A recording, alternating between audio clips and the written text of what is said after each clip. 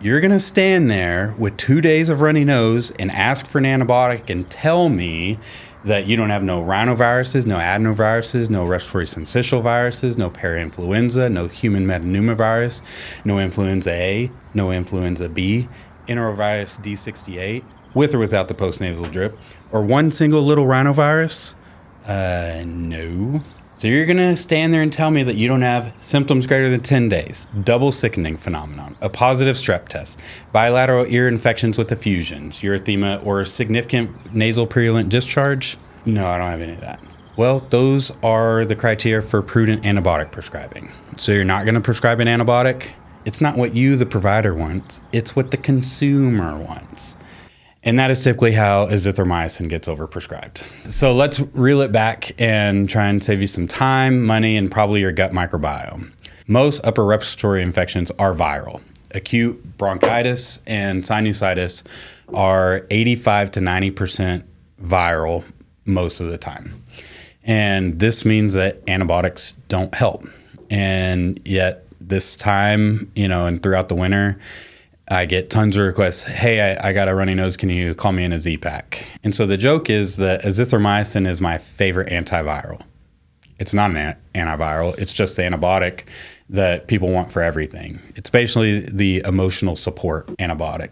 And so what is the harm in just prescribing the antibiotics, just giving a Z-Pak? And so if it is viral, antibiotics provide zero benefits and only downsides. And so let's talk about the first one, the biggest, the ugliest one, antibiotic resistance. Every unnecessary prescription is bacteria doing CrossFit. They adapt, they spread, and later when someone actually needs antibiotics, they're not going to work as effectively. And so you can also get side effects from antibiotics. There's side effects, collateral damage, so diarrhea, yeast infections, allergic reactions, just even general rashes. These can happen, and if the antibiotic was not needed, we're just exposing you to unnecessary side effects. And so part of it is disrupting the gut microbiome. They don't really have a sniper scope of taking out individual bacteria. They're like, carpet bombing your gut microbiome and just wiping it all out. And so that's where the diarrhea happens, because that gets disrupted, and that takes a while to come back. And so it's not that these are just benign across the board. They have real side effects. And so if you have a virus, antibiotics are like changing your windshield wipers because your engine light came on. It's just the wrong system. The other thing is you can't just take one antibiotic for everything. And that's what most people don't ever get told. Antibiotics aren't infection medicine. They're targeting tools. When we choose an antibiotic, we're thinking, what is the causative bacteria? What is that bacteria susceptible to? And that changes from location to location. Does that drug reach the body site well? Does it penetrate the sinuses? Can it get to the prostate? Et cetera, et cetera. Each one has different tendencies to get into these various tissues. The next thing is we want to use the narrowest effective option. We don't want to carpet bomb your entire system and wipe out everything.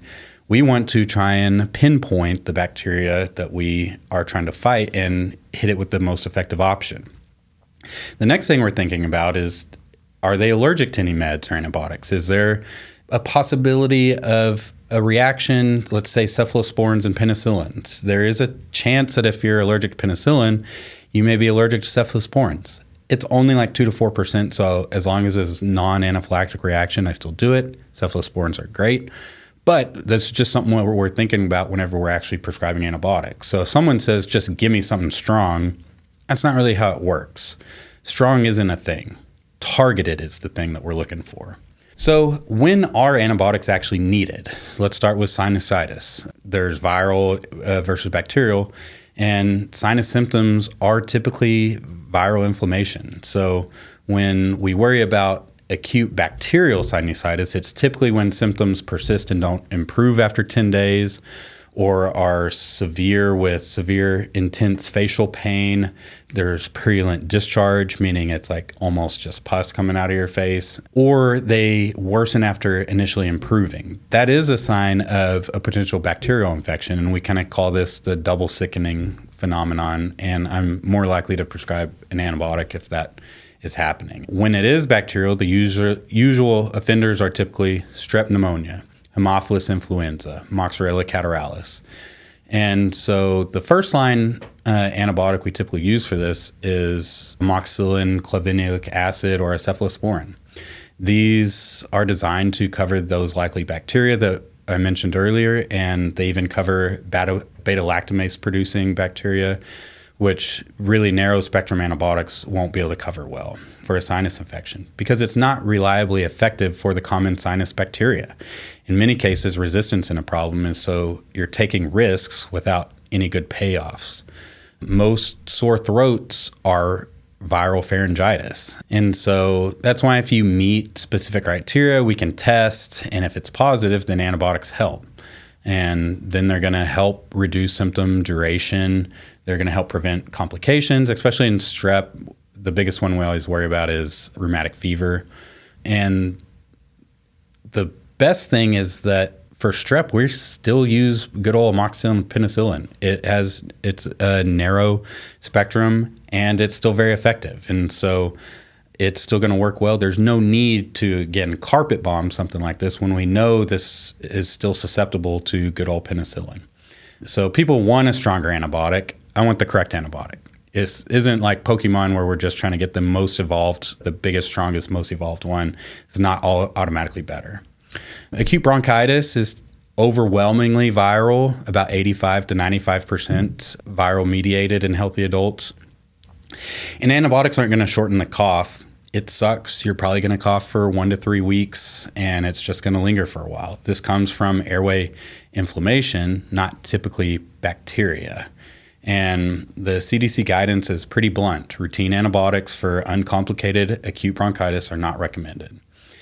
But this is where azithromycin does well so that we can cover for what's called atypical pneumonia. And so this is a viable option if we feel that you may be hit with one of the atypicals rather than a virus. There are some supplements with decent data to help prevent viral illnesses, limit spread, shorten duration. They're not magic, they're just support. But vitamin D supports immune function and immune regulation, and low levels correlate with worse outcomes. Vitamin C is great. It can modestly reduce duration, severity in some people, especially when taken consistent or early. Zinc helps support antiviral immune signaling. Quercetin's great. It's an antioxidant, it's anti-inflammatory. It's also discussed as a zinc ionophore in mechanistic literature. This means it helps shuttle zinc into the cells and improves symptom severity and inflammatory overreaction.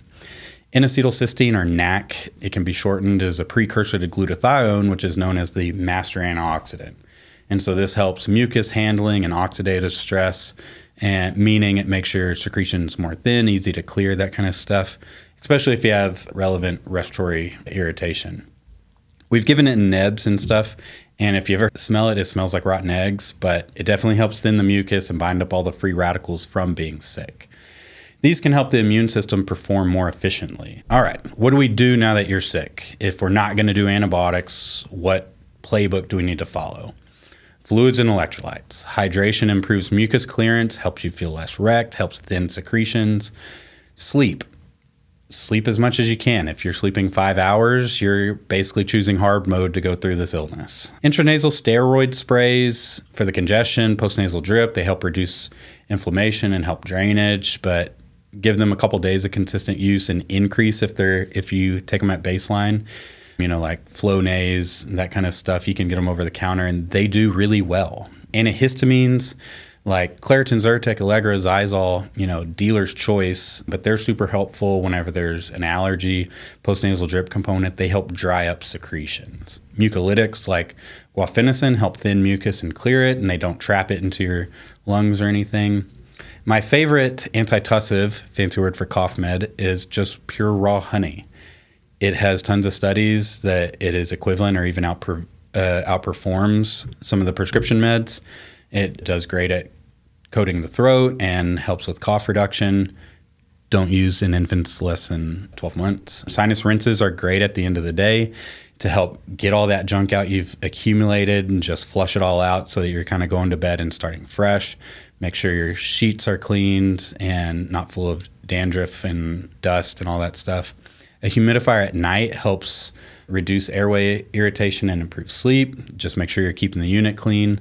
I kind of alluded to that prescription cough meds just aren't the best. A lot of times they're just like, just give me something for this cough so it'll go away. But the cough is protective. It clears mucus and junk, and we can suppress it, but completely shutting it down is only going to backfire. There's mucus retention, worse chest congestion, and sometimes higher complication risks with really trying to suppress the cough. So the best strategy is thin the mucus, improve drainage, reduce irritation, and sleep. Medicine can do a lot, but it still hasn't invented the turn cough off without consequences button. Let's try and wrap all this up. Here's the takeaway. Most URIs, upper respiratory infections, are viral and don't need antibiotics. Acute bronchitis is viral 85 to 95% of the time in healthy adults. And we choose them based off the likely bacteria plus their susceptibility and the body site, not because you just feel terrible. Supportive care is not doing nothing, it's doing the right thing. And if you want more evidence-based, no hype breakdowns like this, like, subscribe, and share this with a friend who asked for a Z-Pak on day 2 of the runny nose.